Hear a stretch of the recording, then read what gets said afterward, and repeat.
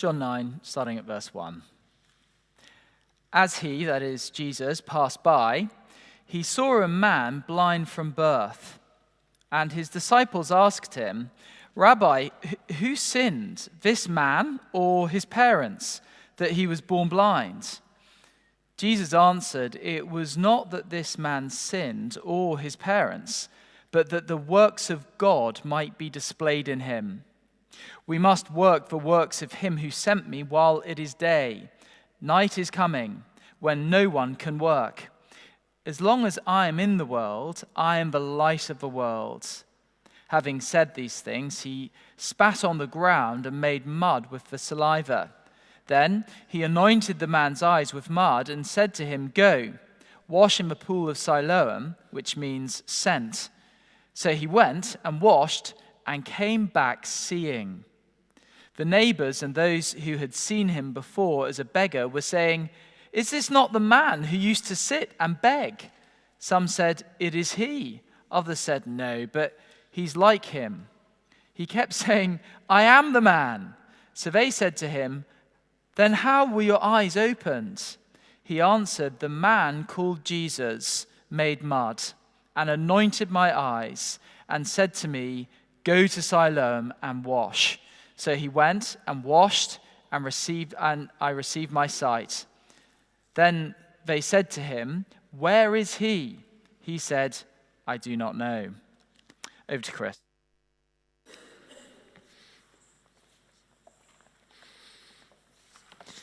Piece of paper you've given on the way in has an outline of our time together. It's really good to see you here this lunchtime. Thank you for joining us. We'll use our time wisely. I'll dive straight in. I'll be referring to some of the verses as well through that story and beyond the story. So it's probably useful just to have a Bible open. Light can illuminate and it can blind. A really powerful light does both. It can show the way, it can light things up, and it can cause difficulty in seeing. It can cause blindness. When our children were quite young, we used to take them off to a big house in the country with another family, and we used to play a game called Cold It. When it was dark, we were a long way from light pollution. We'd take the children, there were 5 or 6 of them, sort of into the garden, and take them to the end of the garden. They used to absolutely love the nights we played Cold It. They were all sort of the ages of, I don't know, roughly between 6 and 12. That's the ages that it works well. Not too scared of the dark, but, it's all very exciting being outside. Anyway, they had to get from the end of the garden, which I guess was maybe, I don't know, 100 yards or so from the house, and sort of weave their way through the undergrowth. And I, along with one of the other dads, would stand in the middle of the garden with a torch, a powerful torch, and we'd shine it around the garden. And we were allowed to do it for about 3 or 4 seconds every 30 seconds. And the idea was that we would catch them trying to get from the end of the garden to the house. And you can imagine there was all sorts of fun and antics during that. But anyway, as the light would go on, sometimes that light would absolutely show the path and give them a sort of a shortcut or a route they hadn't otherwise seen. Sometimes the light would catch them directly in their eyes and make it very difficult for them to see for the next 30 seconds or so. And light does that, doesn't it? It can show the way, or it can blind. And if it's powerful enough, it can remove sight altogether. Look at Jesus, verse 5. Look what he says. He describes himself as a light like this. "I am the light of the world," says Jesus. And then glance down just beyond the reading that we had. Verse 39, towards the end of this story, "For judgment I came into this world, that those who do not see may see, and those who see may become blind." In this chapter, Jesus does 2 things. He gives sight to the blind. He is light to the world, quite literally, unable to see and then seeing. But perhaps a little bit more shockingly, we might say, what we're actually going to see as we go through this chapter is Jesus removing people's sight as well, blinding people. That's going to be our primary subject next week as we look at this chapter in 2 halves. So let's dive into some of the details. There are a lot of important details, and you'll see the first heading there on the handout, the blind man, a picture of humanity. Look at verse 1 again, back at the start. As Jesus passed by, he saw a man blind from birth, and his disciples asked him, "Rabbi, who sinned, this man or his parents, that he was born blind?" Now, we know very little about this man. We don't get a name. We don't get many details. We read in verse 8 that he was a beggar. It's understandable. There wouldn't have been many other occupations open to him. The only detail we're really told is that he's blind. But significantly, look at verse 3. Jesus said it wasn't that this man sinned or his parents, but that the works of God might be displayed in him. In other words, Jesus is saying this unnamed individual that we know very little about is sort of a vehicle to display the works of God. An example, we might say, an example of what God can do to a broken humanity. I think one other little detail which is worth noting, again, just beyond our reading, look on to verse 14. The healing takes place on the Sabbath. That immediately reminds us, as readers of John's Gospel, of another healing that took place on a Sabbath as well. And that was back in chapter 5. Don't bother turning to it. We spent some time there earlier on as we've been going through John. But it's an interesting parallel case. Not a blind guy in that instance, but a guy who'd been paralyzed for 38 years. And so John has given us two Sabbath healings, a paralyzed man and a man born blind. And the paralyzed man was severely paralyzed and for 38 years paralyzed. And the guy that's blind was born blind. In other words, we might say what John is showing us and what Jesus specifically picked out were two particularly hopeless cases. These weren't people with minor ailments. These are serious physical setbacks. And like the paralyzed man in chapter 5, the blind man here in chapter 9 functions as much more than just a patient. Here is humanity, we might say, in its natural state. Blind from birth. Remember verse 3. It wasn't that he sinned, wasn't that his parents sinned, but that the works of God might be displayed in him. You see, his blindness was not a result of a particular sin of him or his parents, any more than it would have been for anyone else. His blindness and the healing were to teach the disciples, were to teach us, by extension as readers, something about God. Before we get into the miracle, we need to appreciate what humanity is really like. It's worth just sort of pondering this for a moment. Naturally speaking, we might say, spiritually speaking, blind from birth. And I think that's quite a big thing to get our heads around. I think that we are naturally, collectively, our society is much more optimistic about humanity, about the context in which we find ourselves. But I think the point that we get into by implication here is our friends, our family, our colleagues, unable to help themselves spiritually, just like a man born blind is unable to help himself physically.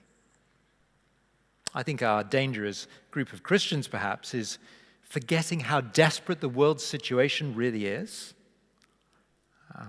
We're surrounded, aren't we, especially in a city like this, by brilliant intellect, high moral standards. I certainly found that after working in and around the West End for 10 years. Very easy to be overly optimistic. Great entrepreneurship. And I think it's very easy to sort of look at some of the achievements, look at some of the incredible individuals, and not see how absolutely desperate their natural spiritual state is. You see, humanity, without Jesus' intervention, is spiritually speaking like the man born blind. And so he doesn't function as an unfortunate exception. He is, if you like, exhibit A of the human condition, blind from birth. But Jesus says we should expect to see the works of God displayed in this individual. It's going to take a miracle, isn't it? For a guy that's never seen before to be able to see, it's going to take some supernatural intervention. And so the stage is set for for Jesus to step in. And that brings us to the second point there. Jesus enables the blind to see. Have a look at verse 6 again, because there's some wonderful little details here. Having said these things, he spat on the ground. He made mud with his saliva. Then he anointed the man's eyes with the mud. A little bit strange, isn't it? The mud and the spit. Lots of sort of speculation as to quite what's going on. And it's worth saying up front, I don't think it's possible to be certain about the interpretation of this. There are a lot of theories. Let me give you some of the ones that are sort of worthy of mentioning, and you can be the judge. I think I've made a call myself, but like I said, we cannot be sure. So here's a little bit of speculation about the significance of mud and saliva. Some think perhaps that saliva has healing properties. I'm not so sure about that myself. Some think that this is Jesus using sort of creation-like symbolism, in the same way that man was made from the dust of the earth, so man is recreated through the mud that's made as the combination of the dust and saliva. You could take that or leave it. I'd suggest the latter. Calvin, great theologian from a bygone era, he suggests that to add mud to a man's eyes makes it even more impressive when you heal him. Well, that's sort of logically true, isn't it? I quite like the simplicity of that. I think there's something a little bit more going on. The whole of the Old Testament has a principle about things being made unclean. It's a very important principle that God's people learn over many, many generations. He requires perfection and holiness, and God's people were plagued all the time with becoming unclean.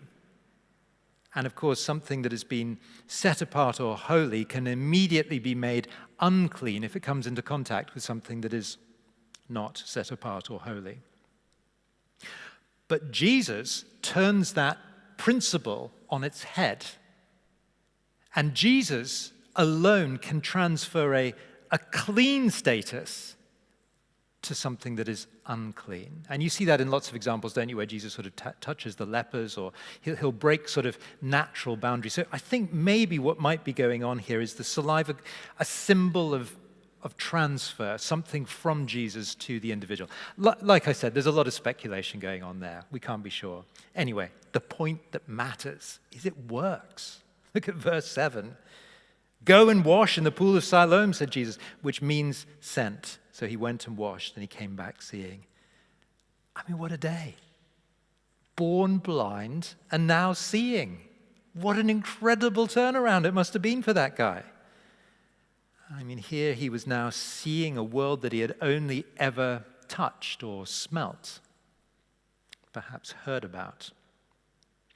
There's a Christian writer called Max Lucado, and in one of his books, he tells the true story of a guy called Bob Edens. Now, Bob Edens had been blind for 51 years, and the testimony goes, his world was a black hole of sounds and smells, and he felt his way through 5 decades of darkness. Skilled surgeon performed a very complicated operation, and for the first time, Bob Edens had sight. Listen to his testimony. I love some of the things he says. I can see the shape of the moon. It's overwhelming, he reports. And I never would have dreamt that yellow is so yellow. I don't have the words. I'm amazed by yellow. And he goes on. There's lots of other things. But it's just wonderful, isn't it? This idea of having never seen and then seeing. The physical miracle is incredible. I mean, Jesus really could, in our world today, render the NHS totally redundant. I was giving this talk a few weeks ago, and somebody pointed out that the NHS already is redundant, but I think positively redundant if we take it that way. But there's more going on here, much more going on. You see, the real miracle is not the physical sight. As impressive as that is, I don't want to diminish that. That is an incredible thing. But there's something even bigger going on here. And you see that as you sort of carry on reading through the story, which we didn't have time for at the start. You'll see the little sub-point about halfway down the handout there, the physical, spiritual. You see, it is very much a physical healing. But in contrast, direct contrast to the other Sabbath healing in John chapter 5, here there is a spiritual dimension. as we read on in chapter 9, we see that this man's attitude to Jesus changes positively. Just follow it through. If you look at verse 11, you'll see that the man who was healed, describes Jesus just as, well, the man. He is the man called Jesus. I mean, anyone in our world might describe Jesus like that. I should hazard a guess that Professor Richard Dawkins would be quite happy to describe Jesus in that way. Look at verse 17. There's a little bit of progress in his understanding. The once blind man describes Jesus as a prophet. That's more than a man. Small progress. Look on to verse 33. The once blind man now describes Jesus as from God. Again, we might say a sort of relative upgrade. But then look what happens by verse 38 at the end of our story. He accepts Jesus to be not just a prophet, not just somebody from God, but look at the once blind man before Jesus. He says to him, "Lord, I believe." And he worshipped him. That is a very significant thing to do. It means to throw yourself down on the floor and give all of your adoration to an individual, something that should be set apart for God himself. In other words, this guy's converted. I'm sure you've heard of Clive Staples Lewis, C.S. Lewis, of sort of Narnia fame.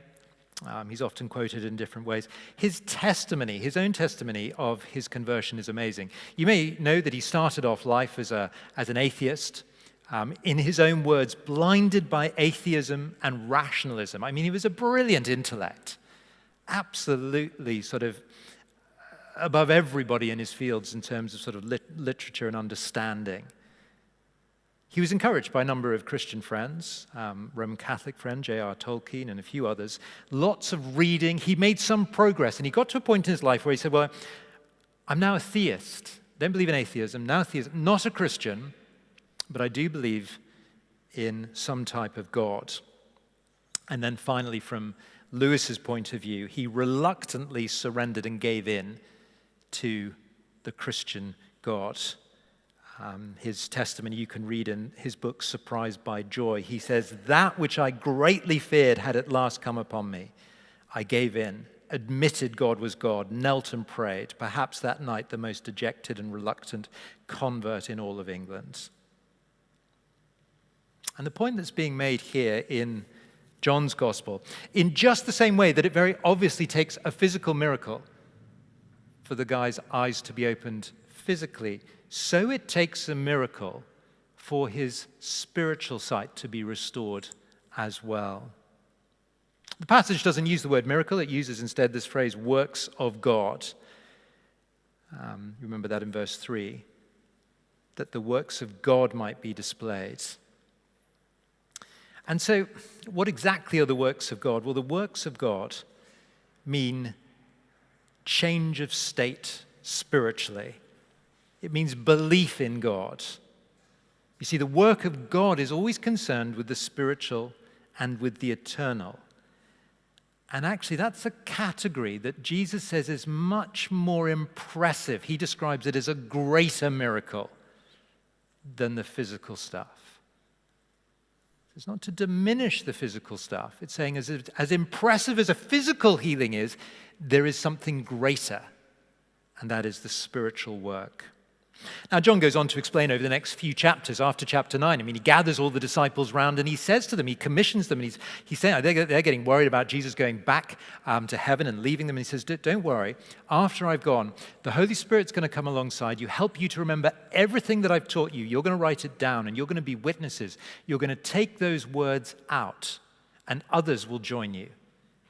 And those words will be the means for the greater spiritual work to take place. I mean, it's wonderful, isn't it, as these words are read and explained. It's why we always get excited about, just hearing the Bible read and explained at a lunchtime. We're doing business with God. This is how spiritual work takes place. More impressive than physical stuff.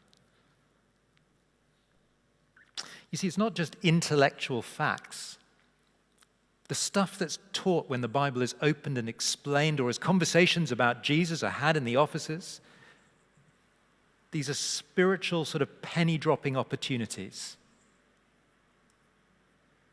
But it means, of course, that for us to understand takes a miracle. It takes Jesus' supernatural intervention. See, it doesn't matter how brilliantly the gospel may be presented or how poorly. Without the words of Jesus being taken by his Spirit and conferred, well, there's no hope. And of course, that is how Jesus' clean status, his holy set-apart status, is conferred on us today, as his word is taught and explained.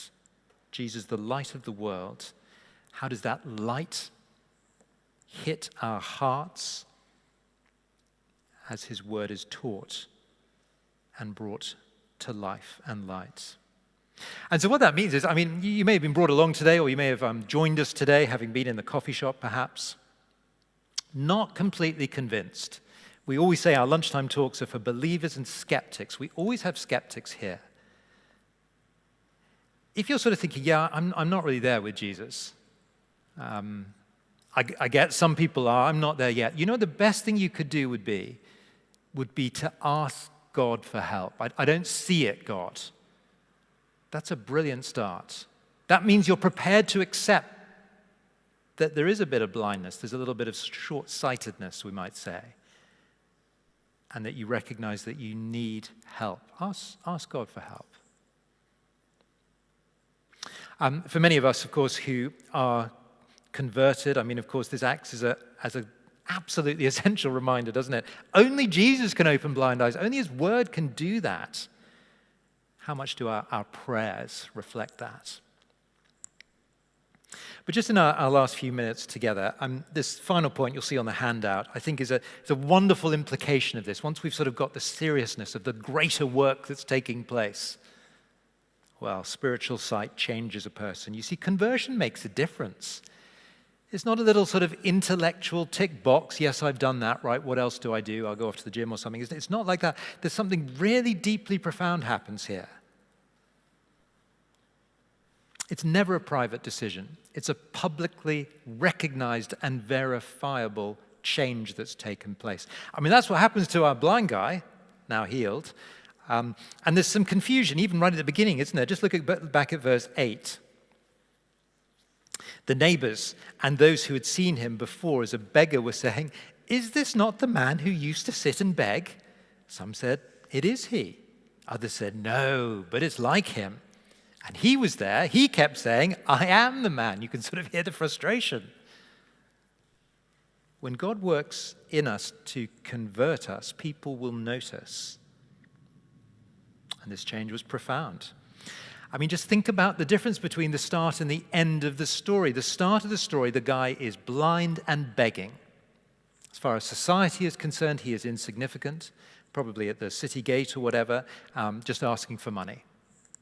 By the end of the story, well, he's head-to-head with the religious authorities, lecturing them. He's giving them a bit of a diatribe by the end. Just glance down. We'll pick up the story in the middle of his speech to the religious authorities. You imagine a big sort of group of bishops and members of the House of Lords all there. And here this once beggar is now lecturing them. Verse 32, we'll pick it up in the middle. "Never since the world began has it been heard that anyone opened the eyes of a man born blind.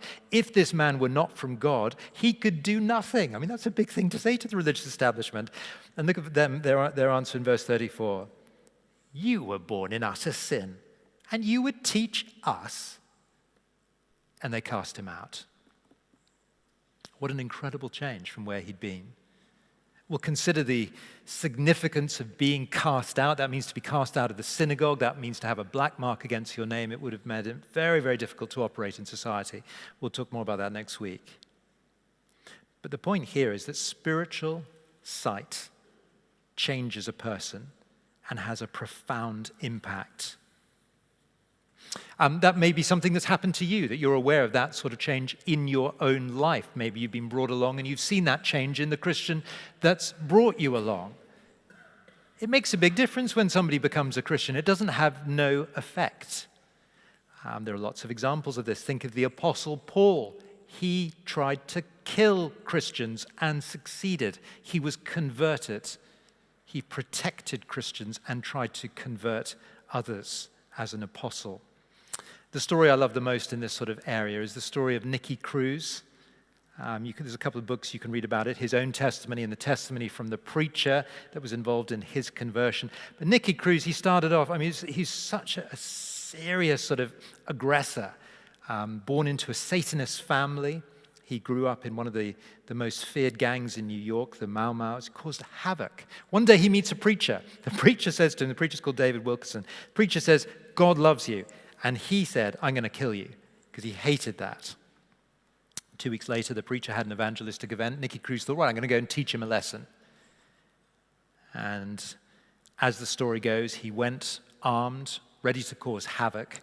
As he went to this church, as the mission was going on, Cruz heard the gospel explained. His heart melted. It changed everything. He was converted. Sometime later, he went to Bible school. He became a preacher, and he went back to try and reach the gang that he'd grown up in, the Mau Mau's. You see, when God works a miracle in someone, it renders that person unrecognizable. It causes change. And it works. We're out of time, so this is just the final thought. It works not just at an individual level, it works at a macro level too. You want to see change in society? This is how it happens. For all the sort of great ideas about how you change society, they'll never work.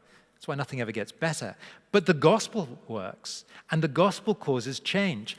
And actually massive breakthroughs that we've had in sort of social reform, think of the abolition of slavery, Wilberforce and the Clapham sect, they did huge things to reform society. But the way that they say that those things happened was because of what had happened in the country just before the spiritual revival of the Great Awakening. Wilberforce is absolutely adamant. That was the only reason that any type of social change happened in this country. You want to see change in the country? People need to be converted. The gospel is the heart of a complete change. Jesus, the light of the world, he opens the eyes of the blind and he changes people. But there's a second strand. We're going to pick this up next week. He hardens those and brings blindness. That needs to be handled carefully. We'll do that this time next week. Why don't I close in a prayer and I'll hand back to Tom. Heavenly Father, we do thank you so much for your word, and we do pray that we will take seriously these incredible works of Jesus. And we ask this for your glory and for his name's sake.